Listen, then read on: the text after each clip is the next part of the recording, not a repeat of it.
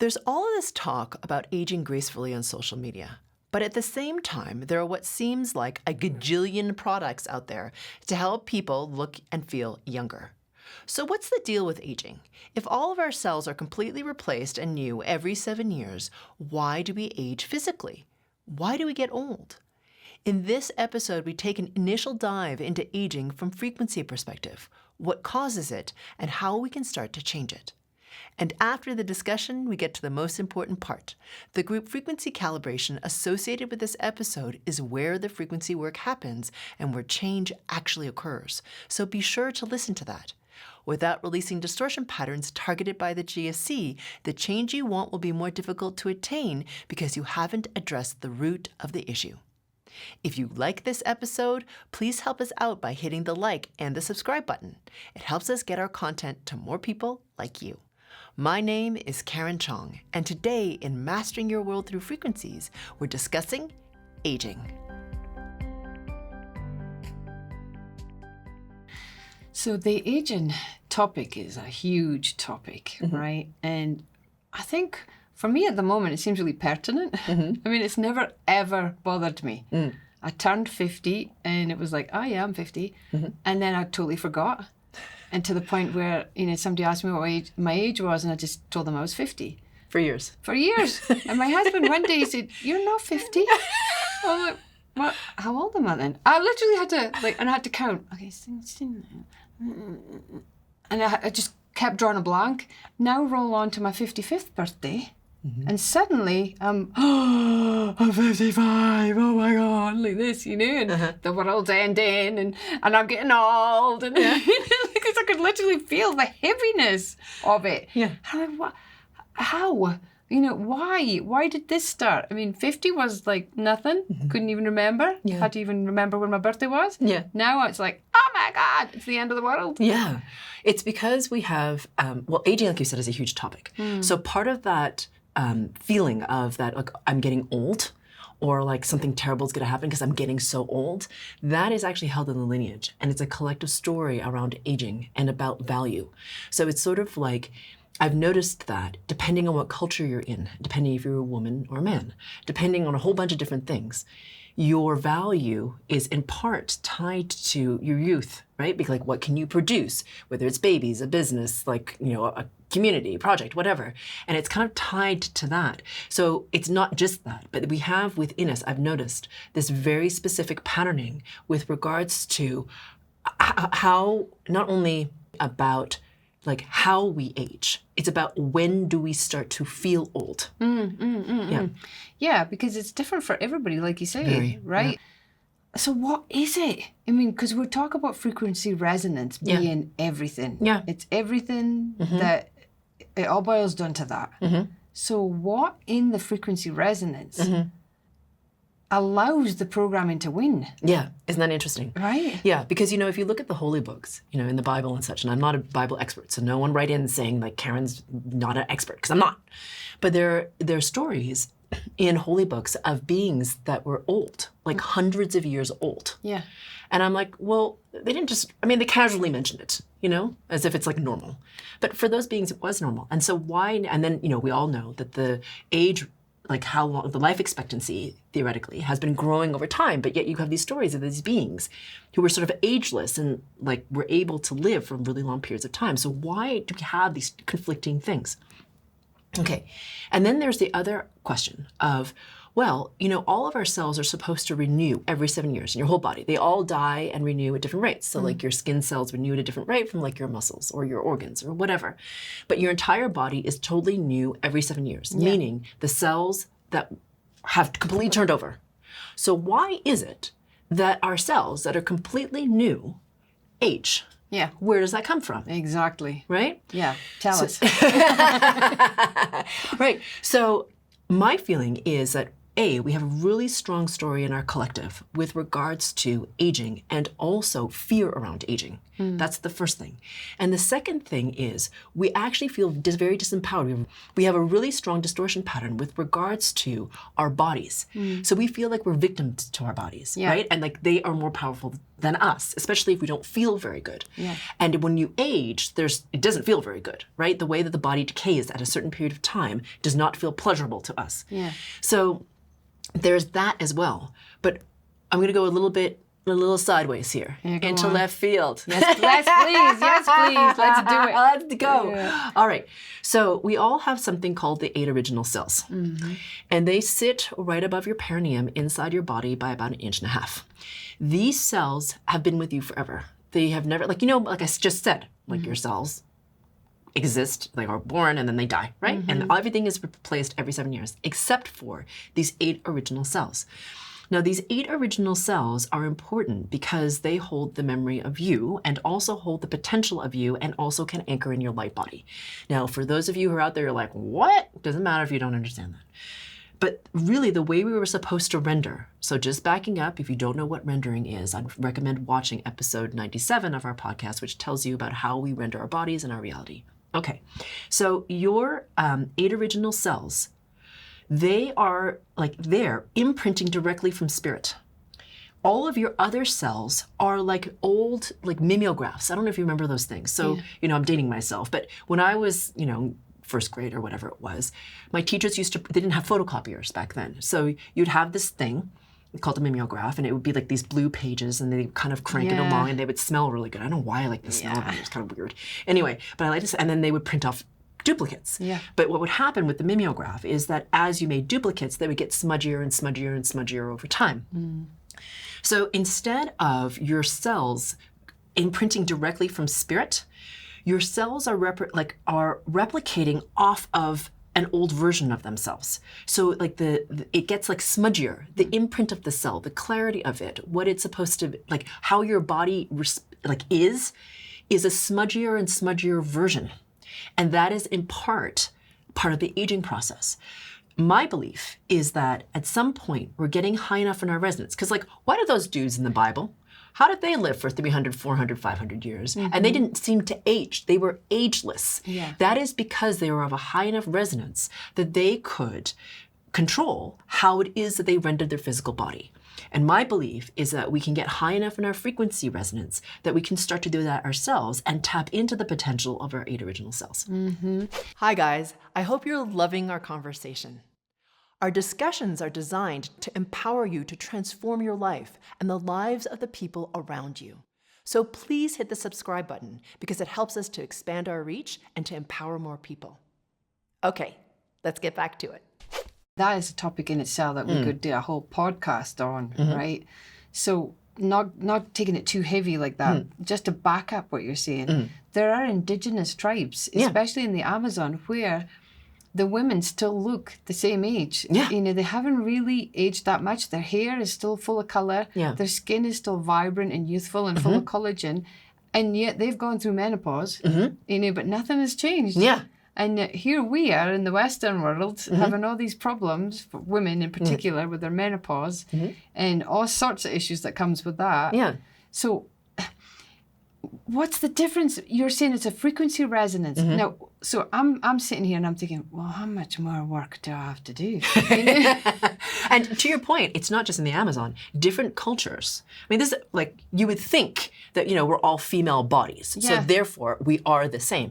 But it's not. The experience of menopause, because we're just talking about women right now. The experience of menopause is different culturally. When we experience it, how much symptomaticness we have. There are, they've done all these studies of different experiences of different cultures who literally do not have the same symptomaticness as different women. It's fascinating, in the Western European and American, Canadian, that sort of thing. We have a very specific kind of experience with menopause. Yeah. And yet if you look at the Japanese or the Indians, they do not have the same experience. Isn't that fascinating? So you're saying it's just cultural? It's partially a cultural distortion pattern. It's also a lineage distortion pattern. And I said, as I mentioned, all those other patterns with regards to disempowerment of our body. How much authority do we really have over our rendering? And how dare we? Because it's almost godlike if you think about it. Yeah. Right? It's almost godlike to think, okay, I actually have authority over this physicalness. Just think about what that means. So if we had that authority over our bodies, what authority would we have over our entire realities? Yeah, true. And as an example of that, like there was one day I was sitting in the living room with my husband and we were having a cuppa and he gets up off the chair and I swear to God, it was my father-in-law getting up off the chair who was in his 70s, early 80s at the time, right? And I just looked at my husband like, oh, don't! Oh my God! Yeah. He literally like swung on the chair. No! And I was like, what? You know? I know, isn't it weird? Yeah. So, and it never happened before. Yeah. Like, so he's at this age and suddenly now he's adopting this physique. Yes, and it's the patterning of his lineage about what it means to age. So the lineage holds a very specific story about when you're supposed to do something, like meaning what your body is supposed to do. And it's fascinating to me because we'll even storytell without realizing it. So my mom will say, my mom is turning 84 this year. Yeah. And my mom does not look like she's 84. No. First of all. Your mother looks amazing. Yeah. And she's fit. And yeah, she'll like walk up freaking mountains and stuff. Anyway, so she's amazing. Anyhow, but this is a woman who's like, she doesn't actually see very well, she doesn't hear very well, but she's actually very physically able in the sense that she, goes on, she calls it climbing her mountain because she lives in Hawaii and she goes up this steep ass grade and goes. I've been up that way. It's a killer. Yeah, exactly. Yeah. It's like 12% grade and she like walks around this thing, takes her 2 or 3 hours, but she does it, which is kind of amazing. But she'll say things like, well, I'm 80, whatever the age is at the time, 82, 83, whatever. And I don't know if I can travel for much longer. I'm like, you can freaking hike up the freaking mountain. Of course you can travel. But she's like, I firmly believe like it's dicey. Like at some point the hammer is going to land and fall and I'm not going to be able to travel. I'm going to be totally incapacitated. And I'm like, that story didn't exist for her literally until she turned about 81. That's when like all of a sudden I started hearing her say that. I was like, this is never something she said before. It was like she hit 80 or 81 and all of a sudden story came in. I was like, where'd that come from? Okay, so right now my mind's getting crazy because now, okay, so I understand there's cultural, but within even her culture, there's obviously a difference between her and somebody else of her same culture, right? Yeah.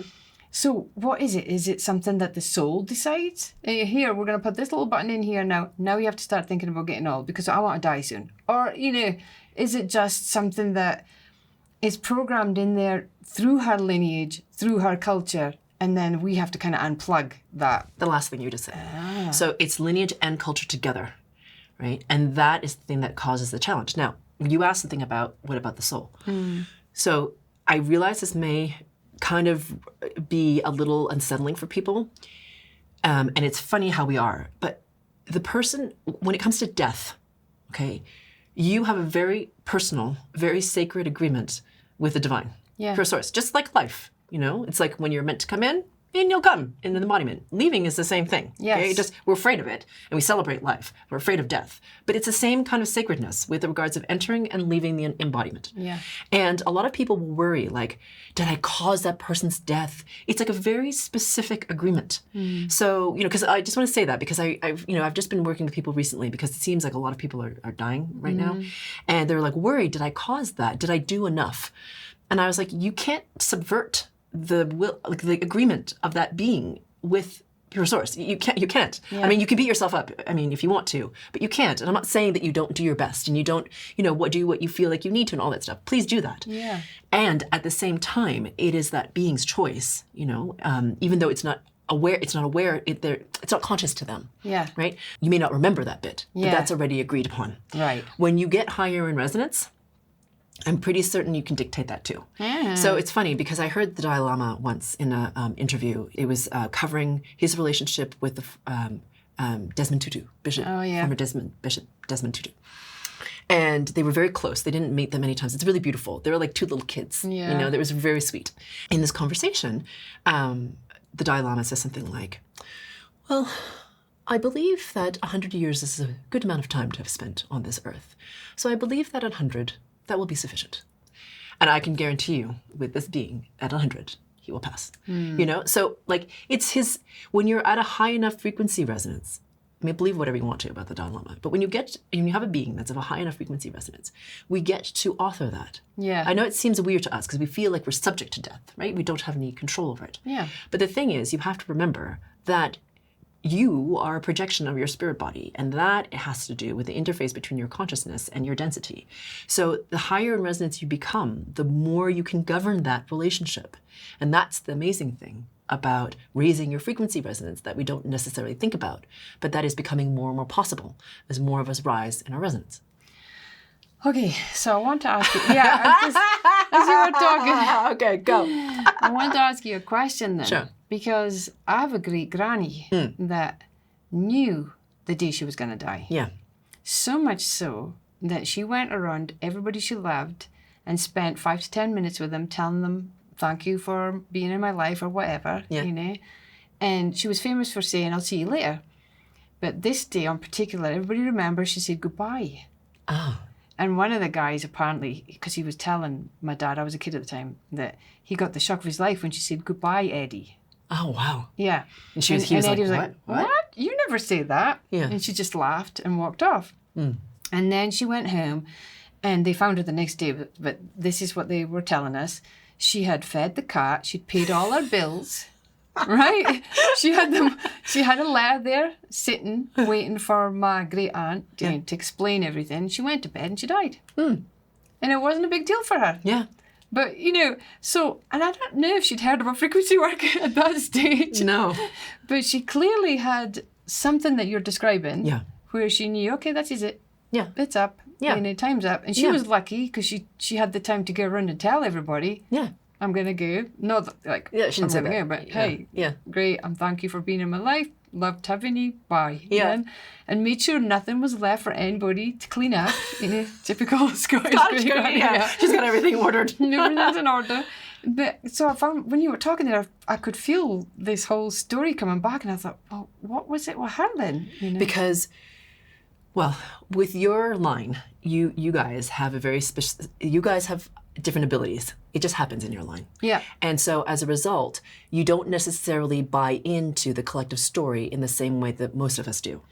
And because you don't, and because she resonated higher, and she had a certain knowingness that was very strong in herself about something, she was able to live into that. Make sense? So that is a being that isn't being conditioned by the same distortion patterns we have around death or aging. Yeah. The distortion patterns really kick our asses. They really, I don't know if I can say this enough, they create your reality. Yeah. So the more of them you have, the more sucky your reality will be. It's just the way it is. Yeah. So that's part of the amazingness of releasing your distortion patterns and rising in your vibration is like you have these knowingnesses, right? Yeah. So it's not like she went around broadcasting, like, I have this knowingness. I'm going to be dying tonight. She just On like, this day, at this time. Right, you know, she just like, I know this to be true for me.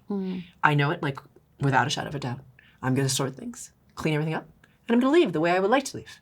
I'd like it to be sorted when I leave. And that's how she left. Yeah, you know what I mean? yeah. And so I feel like that is going to happen for more and more of us. And because, you know, for example, there are many stories of Tibetan masters and the rainbow body effect. Yeah. Right? No, what's that? Oh, okay. The Tibetan Buddhists have been cultivating this practice for a while, right? So they have this practice where they all the time they meditate on their own death because they become at peace with or neutral with the passing of their own body, right? Because as humans, we have a lot of fear around this. Yeah. So what they're doing is subverting or releasing that pattern, that very basic pattern of the fear of death. That's what they do. It's part of their practice. And as their resonance rises, they become higher and higher, and some of them become masters. And there's this practice known as the rainbow body effect. And it's documented. People will talk about it. Where literally the master's like, today I will rain body out. And so his disciples or his people, like the people who have been learning from him, will gather around him. And it's an honor to be asked. Because what will happen is he will raise his resonance and then literally flash out of the physical embodiment. Whoa. And it will look like a rainbow because it's all this light that goes as it moves. That brilliance that was captured in the density literally leaves and breaks into the infinite, indestructible consciousness that we are. And so the disciples want to be there because they want to receive this like huge, like massive blast of catalytic frequency resonance. So depending on the level of the master, let's just say they leave different bits of their physical embodiment behind. Yeah. So if you're quote unquote less ascended, you would leave behind like your nails, your teeth, and these things called the relics, which are these like little round bits that are like really in your organs, and they vibrate at a very specific rate. It's really fascinating. You can't actually pick them up. You actually have to intend to move them. You can't, you physically, they will move away from you. It's fascinating. Wow. And I know about this because I saw them once, and that's a different story. And then if you're more ascended, then you just leave behind, I think it is just your teeth. Okay, so you just leave behind your teeth. So the nails are gone. You actually are able to like blast out enough into this higher vibrating thing so you don't leave your nails. You just leave your teeth and the relics. Third level, you just leave the relics and everything else gone. Boom, nothing. So the guy sitting there and then not sitting there. And he decides, he's like, today I'm gonna rainbow body out. Everyone gather, let's do the thing. I mean, like literally, like it's like an announcement, like whatever. And then what's left over, you'll see. And the relics are amazing because they're like a super concentrated, I'd never seen them before, but I'd seen them once by accident. I don't even know how I knew about this. My former acupuncturist, the guy I talk about often who helped me, you know, when I was really sick. Yeah. He was visiting San Francisco one weekend, like years after I'd gone to see him to get better. And he asked me, and his English wasn't great, so I never really understood what he was asking me. And he asked me if I wanted to go see the Buddha's relics. And I was like, I don't know what that means. But I'm like, I'm going to be with you? Great, I'll come, right? Can Chris come? And yeah, so off we go to see these relics. And I didn't know what the hell a relic was. I thought it meant like, I don't know, some vase or something. Yeah. Jesus relics. I know, I was like, I don't know what a relic is. So it turns out that there was a temple that they were trying to raise money to basically create a stupa in South Africa to create peace in a place where there had been a lot of violence. So they were trying to fundraise, and they were going to put the relics of a very powerful Buddhist master there to broadcast kindness, compassion, and peace. Right. But they needed to raise money. So all these different temples from all over the world brought their precious relics from their different masters to tour so that people could see them and then donate money. Wow. It was really this really beautiful thing. Now, I didn't know any of this. You literally would walk into this room with all these relics, and it was like you walked into this, like you just walked into this field that was really high in resonance. You're like, what in God's name is happening? And so he was saying... Can I just say that's a little bit like an LPM collective session? Yeah. Go on. Thank you. Thank you for saying about that about the limitless potential mastermind. But yeah, so we walked in, and we were seeing this, and he was telling us, like, you can't actually touch these. Like, the way they move them is not by you can't physically hold them. You actually have to, like, use your energy to, like, move them into things. How bizarre. I have so many questions getting into my head right now. I mean, why do they leave them behind? Yeah, it's like a very concentrated bit. Yeah. And then, okay, so get this. Yeah, I'm listening. I had no idea, like, I'm clueless, right? And he's like, oh, no, at the end, we're going to be blessed by the Buddha, his relics. I was like, whoa. I mean, like, the Buddha? And he's like, yeah, the Buddha. And I was like, what is happening? Yeah. So they had them in this like gold urn thing. And you were supposed to like, because I'm not Buddhist, right? So I don't know anything about this tradition. So he's like, okay, so I'm like, Dr. Owen, what do you do? So you go, so everybody was queued up, and you would go up to the monk guy, and you would put the relics, the vessel, that's gold thing, on your head that contained the Buddha's relics. So, Fee, this is this is many years ago. This is like 20 years ago, right? Yeah. So I don't have any belief around this because I don't know what it is. Yeah. The monk put that thing on my head, and I just near about fell over because it was so powerful. It flooded through my field. I couldn't quite stand up. I was like, please do not embarrass yourself and fall over, right? This is what I'm internally saying, because I'm like, I am losing my sense of where I am. Like and it was so much, and I didn't energy. And then my crown freaking tingled for like 3 days afterwards. Whoa. Right? And I was like, what just freaking happened? Anyway, I don't even know I'm telling you the story. But my point is, when you rainbow body out, that's what you leave, these relic things. And they're very potent, and they are like a physical concentration of the resonance that you were.